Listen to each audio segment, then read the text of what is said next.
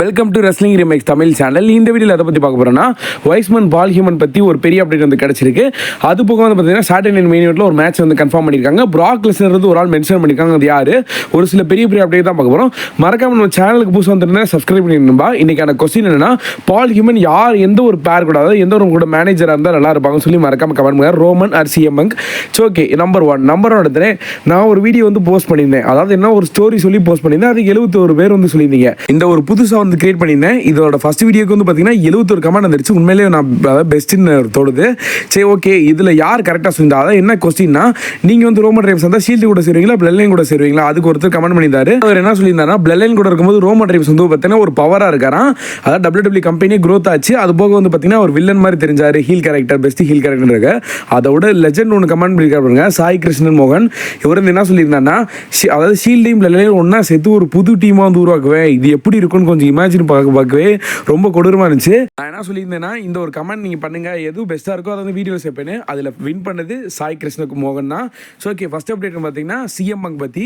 இப்போதைக்கு பிளட் லைனில் 5th மெம்பராக சிஎம் பங்க் வந்து அறிவிச்சிட்டாங்க. சிஎம் பங்க் தான் இப்போதைக்கு பிளட் லைனோட 5th மெம்பர். இந்த வாரம் ஸ்மாக் டவுன்லையும் ரோமன் அண்ட் சிஎம் பங்கும் பேச போகிறாங்க. அது என்ன பேச போகிறாங்க இன்னும் சரியாக தெரியல. பட் இருந்தாலும் இப்போதைக்கு என்ன ஒரு கொஸ்டின்னா, பால் ஹியூமன் இப்போதைக்கு யார் கூட இருக்க போகிறாரு? பால் ஹியூமன் சிஎம் பங்க் வர வச்சு ஒரு செக்மெண்ட் பண்ணி விட்டாங்க. இதுக்கப்புறம் பால் ஹியூமன் எந்த ஒரு ஸ்டோரி நோக்கி போகிறா? ஒருவேளை ரோமன் ரைம்ஸ் கூட இருக்க மாட்டாரா, சிஎம் பங்க் கூட ஜாயின் பண்ண போறாரா அப்படின்ற மாதிரி ஏகப்பட்ட கொஸ்டின். இப்போதைக்கு அதுக்கேற்ற மாதிரி வந்து பார்த்தீங்கன்னா லாஸ்ட் அண்ட் ஸ்மாக் டவுன்லையும் ரோமன் தனியாக போய்கிட்டு இருப்பாரு, CM Punk and Paul Heyman ஒன்றா சேர்ந்து போய்கிட்டு இருப்பாங்க. இதை பார்த்தோன்னே ஒரு சிலருக்கு என்ன தோணுதுன்னா, ஒருவேளை இவங்க ரெண்டு டீமாக பண்ணிட்டாங்க, ரோமன் வந்து தனியாக விட்டாங்க, அந்த மாதிரி தான் எல்லாத்துக்குமே தோணும்.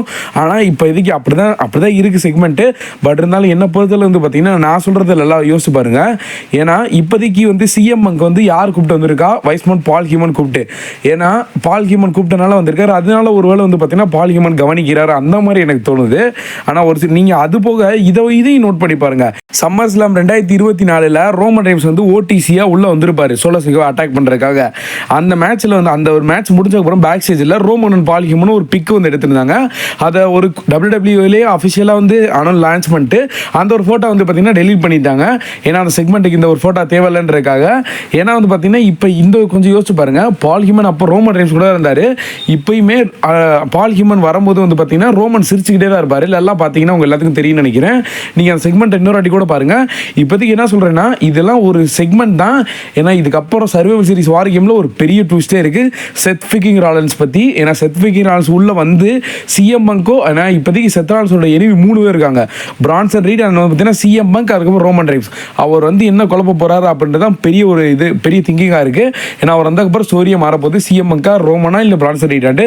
ஓகே, நெக்ஸ்ட் வந்து பார்த்தீங்கன்னா சர்வைவல் சீரிஸ் வார் கேம் அப்போ போன டைம் வந்து பார்த்தீங்கன்னா 2023 சிஎம் அங்கே வந்திருந்தாரு. இந்த சர்வைவல் சீரிஸ் வார் கேம் வரப்போது வந்தோடனே வந்து பார்த்தீங்கன்னா அவருக்கு வந்து 1 இயர் ஆச்சான் திருப்பி பேக் WWE ஒர்க் பண்ணி. இப்போதைக்கு அது என்னன்னா, பிகைண்ட் தி சீன் வந்து பார்த்தீங்கன்னா WWE ரிலீஸ் பண்ணியிருக்காங்க. இந்த ஒரு சீனில் வந்து பார்த்தீங்கன்னா ராண்டி ஓட்டன் அண்ட் வந்து பார்த்தீங்கன்னா டாமினிக் மிஸ்டரின் ஏகப்பட்ட ட்ரிபிள் கேட்ச் இவங்க எல்லாத்தையுமே பேக் ஸ்டேஜில் வந்து பேசியிருக்காரு, பழகியிருக்காரு. ஓகே, நெக்ஸ்ட் வந்து பார்த்தீங்கன்னா number 2 Mike Tyson versus Jake பாலுக்கான மேட்ச் நடந்து முடிஞ்சதுக்கப்புறமா அங்கேயே வந்து மைக் டைசன் உங்க நெக்ஸ்ட் ஆப்போனன்ட் யாருன்னு கேட்டதுக்கு அவர் யோசிக்காம யார் சொல்லியிருந்தாரா, லோகன் பாலை சொல்லியிருந்தாரு.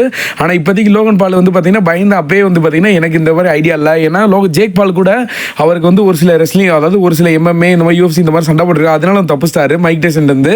ஸ்கிரிப்டடாக இருந்தாலும் ஆனால் லோகன் பாலால் தப்பிக்க முடியாது. அதனால இப்போதைக்கு என்ன பண்ணனா, WWE அவர் சண்டை போட வைக்கலாம். WrestleMania 41 Logan Paul versus Mike டைசனுக்கான மேட்ச் சண்டை போட வைக்கலாம் அப்படின்னு. ஏன்னா ஸ்கிரிப்டட் மேட்ச் அட்டெண்ட் பண்ணாரு, கண்டிப்பாக WWE சண்டை போடுவார் அப்படின்ற மாதிரி இப்போதைக்கு பேசிட்டு இருக்காங்க. சரி, ஓகே, நெக்ஸ்ட் வந்து பார்த்தீங்கன்னா வச்சுக்கோங்களேன், இன்டர்கண்டல் சாம்பியன்ஷிப் உமன் டிவிஷன் வந்து பார்த்தீங்கன்னா அதை லான்ச் பண்ணிட்டாங்க. இப்போதைக்கு இதான் அந்த டிசைனே, இது பார்த்துக்கோங்க, இதான் அந்த சாம்பியன்ஷிப்பு. இதை வந்து பார்த்தீங்கன்னா ஆடம் ஃபீஸே வந்து எடுத்துக்க, அதாவது இன்னைக்கு நடந்த ரால வந்து இதை வந்து ரிலீஸ் பண்ணிட்டாங்க. இப்போதைக்கு இதுக்கான ஒரு ரவுண்ட் நடந்துகிட்டு இருக்கு. சாட்டர்டே நைட் மெயின் இவெண்ட்ல நம்ம தெரிஞ்சு போயிருப்போது இந்த ஃபர்ஸ்ட் டைட்டிலோட யார் வின்னர்ன்ட்டு. ஏன்னா ரா நெட்ஃப்ளிக்ஸில் வரனால கண்டிப்பாக அடுத்து நெக்ஸ்ட் பிளான் யுனைடெட் ஸ்டேட்டாக தான் இருக்கும்.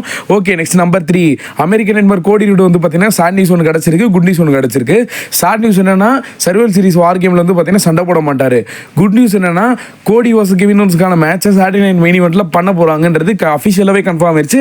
அது WWE அஃபிஷியலாக அவங்களோட வெப்சைட்டில் எல்லாத்துலேயும் பார்த்தீங்கன்னா இந்த ஒரு பிக்கை வந்து போட்டாங்க. இப்போதைக்கு என்ன தோணுதுன்னா, இந்த கோடி அண்ட் கெவின் ஓவன்ஸ் இவங்களுக்கான ஸ்டோரி வந்து பார்த்தீங்கன்னா இன்னும் கொஞ்சம் லென்த் ஆக போகிறாங்க. ஏன்னா இது டிசம்பர் 14 நடக்க போது, அது வரைக்குமே இந்த ஸ்டோரி லென்த் ஆக போகிறாங்க அப்படின்ற மாதிரி கன்ஃபார்ம் பண்ணிட்டாங்க. ஏன்னா இப்போதைக்கு நான் லேட்டஸ்ட்டாக ஒன்று சொல்லியிருந்தேன். அதான் என்னன்னா, கோடிக்கும் கெவின் ஓவன்ஸ் இருக்க செக்மெண்ட் வந்து பார்த்தீங்கன்னா ஃபேன்ஸ் எல்லாத்துக்கும் ரொம்ப ஒரு எமோஷனலாக ரீச் ஆயிடுச்சு. அதனால இந்த ஒரு செக்மெண்ட் இழுக்க போகிறாங்கன்னு சொல்லியிருந்து அந்த மாதிரி தான் நடக்குது. ஏன்னா வந்து பார்த்தீங்கன்னா அப்படி தான் இழுக்க போகிறாங்க. ஆனால் நான் எக்ஸ்பெக்ட் பண்ணாதுன்னா சர்வைவல் சீரிஸ் வார் கேம்லேயே பண்ணிடுவாங்கன்ட்டு. ஆனால் அப்படி பண்ணலை. சாட்டர்டே மெயின் ஈவெண்ட் வரைக்கும் இழுக்க போகிறாங்க. ஏன்னா அது அந்த மேட்ச்சில் கோடி பண்ண போகிறோம். அதுக்கப்புறம் ரோமன் ரெய்ன்ஸ் வேறு மேட்ச் பண்ணுறதா இருக்காரு.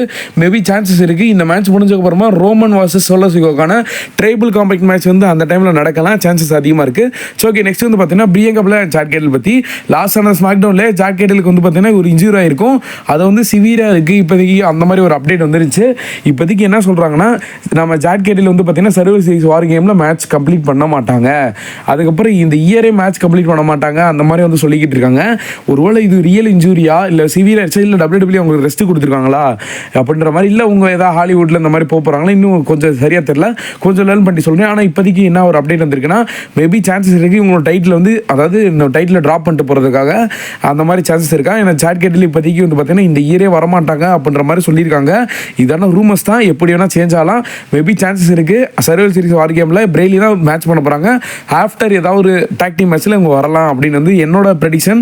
ஏன்னா இப்போதைக்கு வந்து பார்த்தீங்கன்னா இப்போ தான் ரூமர்ஸ் வந்திருக்கு இந்த இயர் கம்ப்ளீட் பண்ண மாட்டாங்க. நம்பர் ஃபோர் என்ன இன்னைக்கு நடந்த ரால வந்து பார்த்தீங்கன்னா சேவியர் வுட்ஸ் அண்ட் காஃபிக்ஸ் ரெண்டு பேருமே பேசிட்டு இருக்கும்போது கடுப்பில் ப்ராக் லெஸ்னர் இந்த ஒரு வேர்டை வந்து மென்ஷன் பண்ணியிருப்பாங்களாம். இப்போதைக்கு ப்ராக் லெஸ்னர் மென்ஷன் பண்ணிட்டாங்கன்னொடனே டக்குன்னு எல்லாத்துக்குமே எல்லாம் தொடர்றதுன்னா ப்ராக் லெஸ்னர் ரிட்டர்ன் எப்போ அப்படின்னு கேட்பீங்க.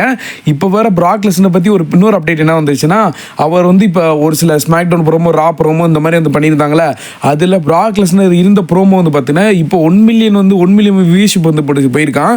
இது வரைக்கும் இந்த ப்ரோமோ லிஸ்ட்ல இவரோட வந்து பார்த்தீங்கன்னா டாப் 5க்குள்ள வந்துருக்கதா பற்றி சொல்கிறாங்க.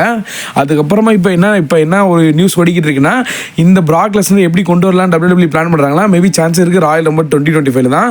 ஸோ ஓகே, நெக்ஸ்ட் வந்து பார்த்தீங்கன்னா சர்வைவல் சீரிஸ் வார் கேம் பற்றி இப்போதைக்கு 5 மேட்ச் வந்து கன்ஃபார்ம் பண்ணிட்டாங்க. சர்வைவல் சீரிஸ் வார் கேமில் ஒரு மெயின் மேட்சாக இதாக இருக்க போது அதாவது ஓஜி பிளேயர் வாஸ் நியூ பிளேயருக்கான ஒரு மேட்ச் அண்ட் வந்து பார்த்தீங்கன்னா இந்த அதாவது குந்தர் வாஸ் டாமின் பிரிஸ்க்கான ஒரு மேட்ச் பண்ண போகிறாங்க. இன்னைக்கு நடந்த ராலையுமே குந்தர் வந்து பார்த்தீங்கன்னா கொஞ்சம் லோவாக தான் காமிச்சாங்க. கவலைப்படாதீங்க, குந்தர் வந்து டாமின் பிரிஸை கொடூரமாக உடனே தாக்க போகிறாரு. அது மட்டும் கன்ஃபார்ம் தெரிஞ்சிருச்சு. அதுக்கப்புறம் உமன் டிவிஷனில் ஒரு மேட்ச் வந்து கன்ஃபார்ம் பண்ணிட்டாங்க. இப்போதைக்கு இந்த மேட்ச் ஏன்டா கன்ஃபார்ம் பண்ணாங்கன்னு எனக்கு தோணுது. ஏன்னா வந்து பார்த்தீங்கன்னா யுனைடெட் சாம்பியனுக்காக எல்லை நைட்டு சின்ஸ்கே சாமுராய் நக்கமுரா பண்ணியிருக்காங்க.